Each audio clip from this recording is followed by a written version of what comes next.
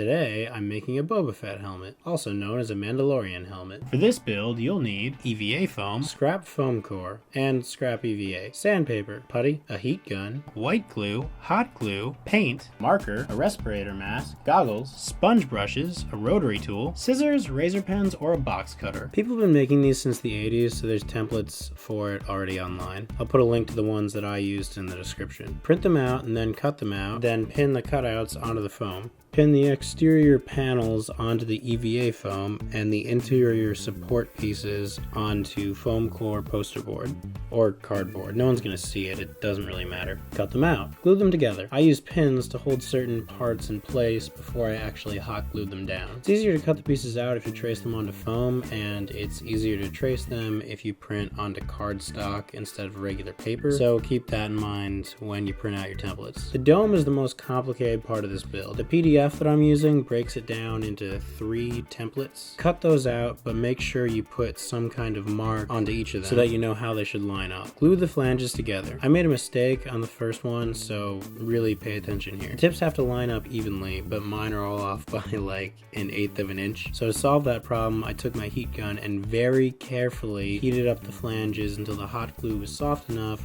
that I could just pull them apart. If you make this mistake and have to do this, then be careful because heat guns can actually burn EVA foam. Because there's a lot of stress on a very weak material here, I decided to reinforce the dome with arches made out of poster board. I probably should have just made those pieces out of poster board to begin with, but no going back now. I proceeded very carefully with the other dome segments, and as you can see, those ones went in perfectly. While working on other parts of the helmet, I started sealing problem areas with watered down white glue. Follow reference photos to get the antenna assembly right. Foam would be way too weak for the antenna. Even strengthened with glue, it would bend and eventually break. So I made it out of cardboard and a chopstick. I also tried a different approach for the rangefinder. Instead of cutting this out of foam, I'm going to trace it onto cardstock. This part's kind of like origami. I drew in these fold lines, and you actually have to score along the lines with your X-Acto blade so that they bend easily. Otherwise, it's not going to come out right. Fold and glue the parts together using paper flanges. The actual rangefinder itself I made from foam and began sealing it in glue. I asked another Mandalorian helmet builder what he used for the visor, and apparently you can buy a visor online for 13 bucks and then use black dye to dye it black, but I wasn't willing to wait for shipping, so I cut up a 2-liter soda bottle and painted the inside of that black. More on that later. In the meantime, I put metallic accents on the edges of the rangefinder with rub and buff metallic finish. I did this to hide some of the white cardstock that was showing through at the edges. I painted the inside of the visor with black acrylic paint, but left 2 eye holes blank. I'm gonna go back in with Sharpie and get those later, because Sharpie is transparent on clear plastic. Could have gone over the whole thing with Sharpie, but the lines might have been visible. To get a smooth, rounded dome, you need to fill in the cracks with spot putty, or some kind of fill such as Bondo, which you can get at AutoZone. Luckily, I live like 5 minutes from Canadian Tire. I used a type of gasket filler as putty instead because it was cheaper and slightly less toxic than Bondo. I let that dry overnight,